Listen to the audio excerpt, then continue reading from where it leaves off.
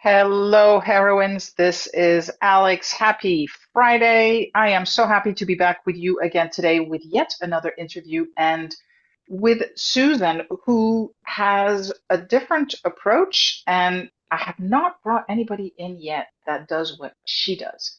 So, Sue, why don't you just tell us who you are, where you're from, and what you do? My name is Sue Goodrich. I call myself the Dragon Whisperer,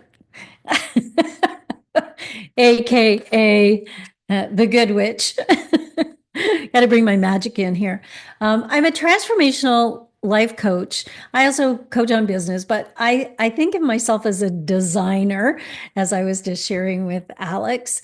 I mean, the truth is, designed with my home. I've designed courseware because I was an instructional designer for many years inside a, training environment, inside an engineering environment.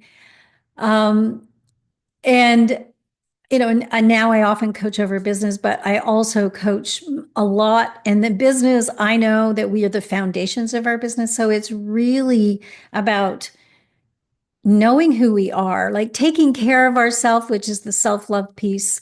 It's knowing how to have those relationships because they're affecting all of us. I mean, I know that all of the people that we're speaking to here have come through that relationship piece. And, from being in the drama of relationship, learning how to step into the empowerment place of relationship and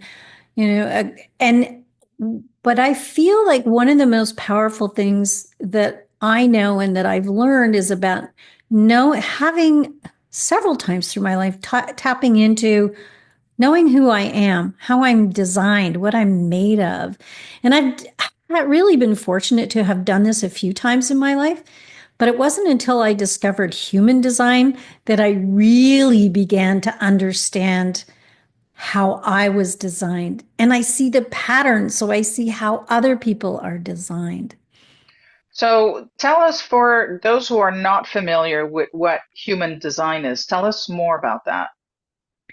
Well, it's based on a lot of different things. It's about 100 years old. Somebody by the name of Ra, I can't even tell you his whole name. Um, he downloaded this, divinely downloaded this information. It's based on astrology, the gene keys. I've heard it's also got the Kabbalah in it. Recently, I heard somebody said it had also had some of the Hindu religious pieces in it. And it's really the patterns. And I know you and I were just looking at your chart.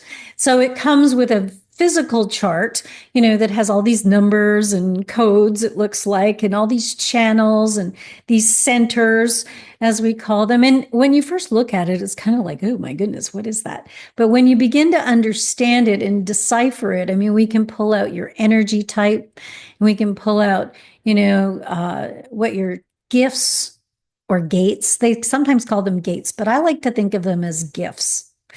And what I know is that when we have these lines, I don't know, it'd almost be kind of fun to even pull up a chart, but we have all these lines which we call channels, and there's 32 of those, right? 32 channels. And most of us only have like 2 to 4 complete channels, which means we have the gifts. There's a gift at either end of those. And so those are the pieces that we're meant to do. Those are the things that make us unique. They're the ones that those are our really special gifts. Those are the things that we're meant to do in this life and to honor. And I know a lot of times when we're in relationships, we bend and twist and try to fit inside. Yeah, I can remember being in relationships and trying to think that how do I fit into this, right? Thinking that that's who I was supposed to be. I was supposed to fit into this role model, right? That especially that old, I mean, I was born in the 50s. Yeah, so I'm 69 and I've never really done anything by the book. Ever. I mean, I'm someone who had kids at 50. I say kids because I decided to have children at when I was 52 and I implanted embryos and I didn't just have one, but I ended up with two. So I gave birth to twin boys at the age of 53 who are now 15. So it's, life has its, has a different wave. And we're all designed differently. So we're all meant to do things in a different, path. I mean, even with human design, so I'll just maybe even backtrack a little bit based on my design so you can understand how sometimes your design really has you do things differently. So one of the lines in my profile is a 6. And a 6, somebody who has a 6 in their profile actually has 3 different phases of their life. Now, I happen to have, not only do I have a 6, but my children have a 6. And I can have met a lot of other people with 6s in their profile. And what that means is that we have 3 different phases. And our first phase, up to about the age of 30, is just experiment. It's experiment. I mean, sometimes we meet people who know right out of the gate what they're going to be. Like they know at the age of 3, they're going to be a fireman and they're a fireman for the rest of their lives. I thought that's how one of my kids was going to be because, they wear their little yellow raincoats and their hot fireman hats. But what I know is that it can be confusing for people who have 6s in their profile because they're like, oh my God, I don't know what I'm doing. And then in the second phase, we're really meant to kind of be watching, right? But it's only in the third phase as a 6, like myself, that we get to step into becoming the role model. And my role, me as a role model, is very different than the average role model, right? There were the roles as you were mentioning, right? The roles that we all thought that we could fit into. In fact, I think that's one of the reasons why I never actually married. I tried being in relationships, to have a couple of 4-year relationships, one in my 20s, one in my 30s. And I kept trying to figure this out. And I thought, is there something wrong? Do I just not know? Now, I didn't have my parents had 5 conflicting channels when I did their profile. We used to call them the War of the Roses. So you'll know the role model that I had was not good. So, but I couldn't figure out for the life of me. And I was like, well, what am I missing? What am I doing? And I would, so I just kind of abandoned the idea, which is why I ended up doing IVF at the age of 52, because I had already buried the idea that I was even going to be a mom because I just didn't think anybody was ever going to love me enough. Those places that we go, we think that we're just unlovable, right? Unworthy, because I thought, well, am I unworthy to be a mom? Like, am I just not lovable enough? Am I not capable enough that somebody would want to make me a mother? I mean, that really is part of my story. And I was in a relationship not too long ago, about 3 years ago, and I was after having not been in a relationship for, I don't know, 50, well, probably close to 30 years, really, the truth. And but I had done this transformational work and I was clearing out a lot, doing a lot of my own personal work. And then I worked with a shadow coach because I started dating, and oh my God, I would just like, what is that? My body was like, I was in trauma, right? And so I did some shadow work with another coach. You may even know her. She was in the same program that you and I were in. And I so I started to clear out some stuff and I found somebody and we had this great connection. And I thought, oh, this is really lovely. But I could feel myself contorting. I was giving more, literally giving more, because I obviously didn't know how to receive. But the other thing that I saw, and it wasn't until after he decided, no, he couldn't do this because I have kids and not everybody's into having twin teenage boys. It's a bit of a challenging time of life. And when I learned human design, I became really, because it was after that I learned human design. I also learned about a process. I don't know if there's another coach that I was following who he wrote a book called Safe to Love Again. And it's a really incredible book. really, really an incredible book. And I've actually done some work with him. And he uses family something. Family Uh, constellation. yeah, family constellation. And I had never experienced that before, but it was really profound. And he talks about the we in a relationship. And it was like so powerful because it was like, for me as a coach, I can see based on his four pillars of a we of a relationship. I was like, I can bring that to anybody and anything because it's so powerful. And I could see almost immediately where somebody's pain points are, and I can take them through their story really quickly. So, so powerful.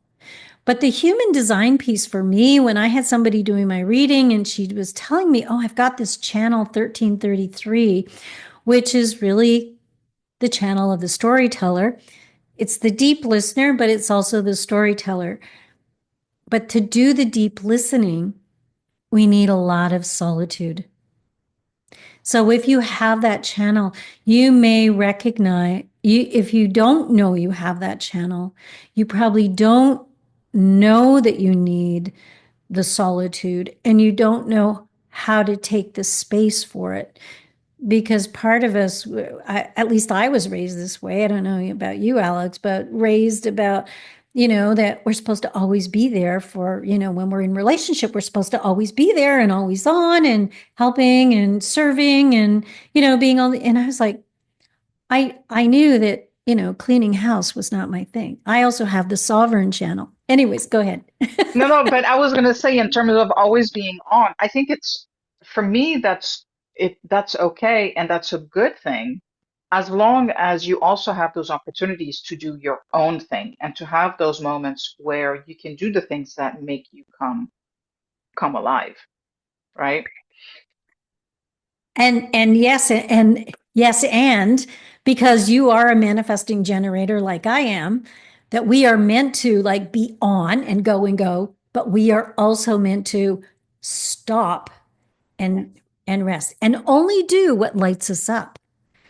Mm, Because when we do what lights us up and we take the time to restore, is that we fill from our overflow. We don't feel we don't even have to do anything. As a manifesting generator, you just have to show up.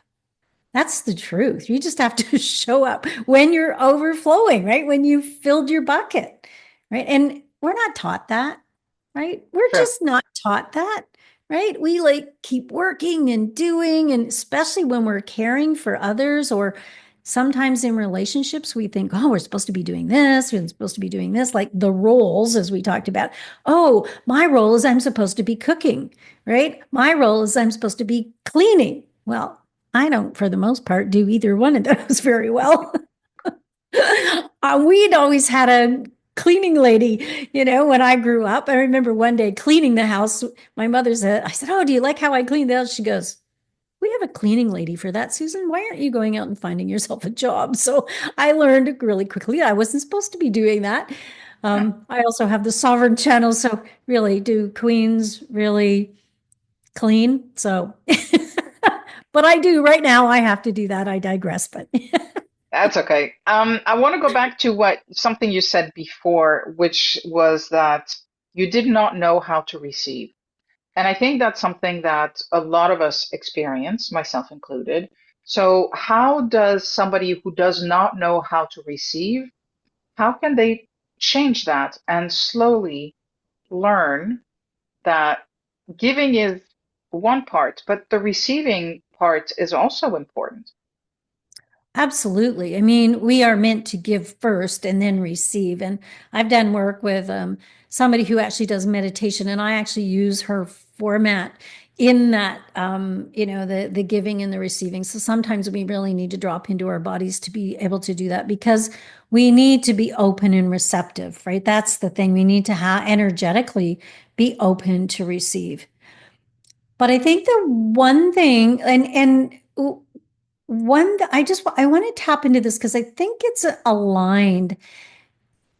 Is that right? I feel like it's aligned. It's part of the we that Gary talks about. And I mean, the first one is to be welcome with joy, right? Like we always want to be welcome with joy. But the second one is getting your needs met. And I'm going to reframe that word because there's power in words, right? We often think, and I've had people that I've coached on that the word need, we often interpret it as needy as opposed to need. So I'm going to reframe it as requirements, right? We require certain things like we require rest. We require food like nourishment. We require connection, right? Hugs. We require, those kinds of things. But women often don't know how to identify what they require or they turn it off. I was coaching somebody the other day and we were in deep meditation around this piece. And I said, so what do you need? I said, what do you require? First I said, what do you need? We were dropping in. And she was in this deep space. And she said, I'm not human. I don't need rest. And I'm like, you have a body. Your body requires rest. And it was so interesting that those were like when we're deep enough, we hear that. And so one of the things, so let me just see, let's go back to your question, about receiving. So part of that is because we don't typically take the time to identify what we require. Right. And there's a process to learn. Like this is one of the things I learned in my coaching training was learning how to identify what you do require. Because it's easy to receive when you know that, you require that. You've given yourself permission. Like this woman I was coaching, she wasn't giving herself permission to rest. Right. So we need to give ourselves permission to get our needs met, get our requirements met. We don't need the other stuff. Really, we just need to fill up on what we require. And that might be affection, it might be appreciation. I mean, you've probably tapped into the 5 love languages. Yeah. Okay. So, yeah, so some of us really I really love to have some acts of service, but it makes me crazy when my children won't do anything because I don't have a partner and I don't have anybody doing anything for me. So I get that. And so how do we get into identifying what our requirements are? And we, as adults, we now are responsible for getting most of those met. Right. And the way we do that is literally through our emotions. And most of us don't even allow ourselves to feel. When those emotions come up, we often just sweep them under the carpet. And so what we want to be able to do is we want to be able to start identifying what those are, because those pieces are going to tell us what we need. Like I used to wake up, so I had this process that is called emotional alchemy. And every morning I would wake up, I would do this emotional alchemy piece, and I'd be sitting on the couch and doing my morning practice. And it's part of my morning practice. And I would go, okay, what am I feeling? And I was like, and I noticed a pattern. I was like, every morning I feel really sad. And I'm like, why am I feeling really sad? I mean, and it's also part of becoming aware, right? Why am I really sad? Well, what am I needing? And I was like, oh, I wasn't getting enough sleep. I was requiring rest. It was like, why wouldn't I have just thought that that I was feeling tired? Well, the truth is, I'm a manifesting generator. And when I don't have enough energy, I'm going to feel sad because I can't do all the things that I want to do. Right. Yeah. So sometimes that emotion shows up differently, and what we need, what we require, sorry, I keep flipping into the need, but what we require, right, is what we need or require to operate at our Yeah. optimal. Yeah. And I think the thing too is when there's that uncertainty, when we don't know what, I think, like you said, what we require, but also what we want, because I think there's a slight distinction there. But when we don't know those things, the Mm-hmm. universe doesn't know to deliver that to us. It doesn't Exactly. bring the right people in, it doesn't create the right circumstances so that we can get that bucket filled. Yep. And it's our job to get the bucket filled for the most part. I mean, it doesn't mean that, if I want a hug or I want some connection, yes, I need another person. I mean, there's Yeah. obviously those things. But I also want to presence that the first time I did this process and I give you lists of feelings and a list of, and still call it needs, but I think I need to go and just cross that out and put requirements. Um, is the first time I saw the needs list, I was shocked. I was like, I have the right to connection because I somehow was I learned, some crazy story that I made up that it wasn't safe to connect or it wasn't, but the Or truth that is, you didn't deserve it. or I didn't deserve it. But I know that I like to go deep and not everybody can do that. And I know we just had a conversation about our parents, our mothers, and I know that that's not who my mom is, and so she was not able to meet that requirement or that need of mine because that isn't part of her design. And so sometimes, like I have this saying, I said, you can ask a question, and sometimes we don't even ask, and we need to learn how to ask as well, which is confidence comes from clarity. So we need to get clear on what it is. And really, emotional alchemy is a really awesome way to do this, right? Getting really clear on what we're asking for and have the humility or to be humble enough to be able to ask to know that it's okay to not have everything. And I think that when you look at the human design chart, you can see that there's 32 channels, right? And I said there's only about 4 that we have completed. We need other people to help us complete those other pieces. And we don't need them to necessarily show up and do all that stuff for us. Sometimes just by being in their energy, being in their space. And it's funny how it even happens, even in Zoom, I've noticed, right? Like, because you and I are in another group, and it's like when we're gathered together, there's this energy that shows up. And it's because we're supporting our energy sort of fills in some of those channels. Hmm. But like I said, sometimes you can find the conflict as well, Yeah. right?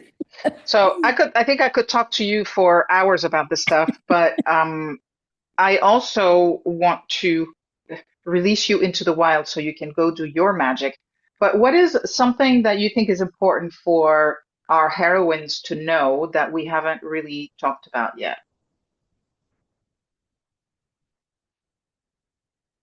Well, really, truly, that not everyone is for us, right? Really, that whole piece. And, I think that, I coach on something called the love rings, which, about our inner relationships, and that there are people that are our power partners, and it could be your relationship, like it could be your romantic, great life partner, but it could also be a business partner, maybe a best friend who supports you. And that I don't think that a soulmate, I know we're often looking for a soulmate, but it's really hard to find a soulmate because I don't think one person can really fulfill all your needs because we really only come with part of those channels, right? Like even when we're looking after our own needs, right? We have another partner who has these other parts that can support us, but there's still all these other empty channels and we need other people. And so sometimes we need a partner who is, helps us in this part of our life and someone else who helps us in another part of our life. And then there's all these other people that sometimes they're our followers, sometimes they're just social, and then sometimes there's just everyone else. But we have the capacity to love everyone else when we understand that we're all wired differently. Yeah, I love that. I love that. Susan, I want to say thank you so much for sharing what you do. I think it's absolutely fascinating. So thank you very much. You're welcome. It's my pleasure.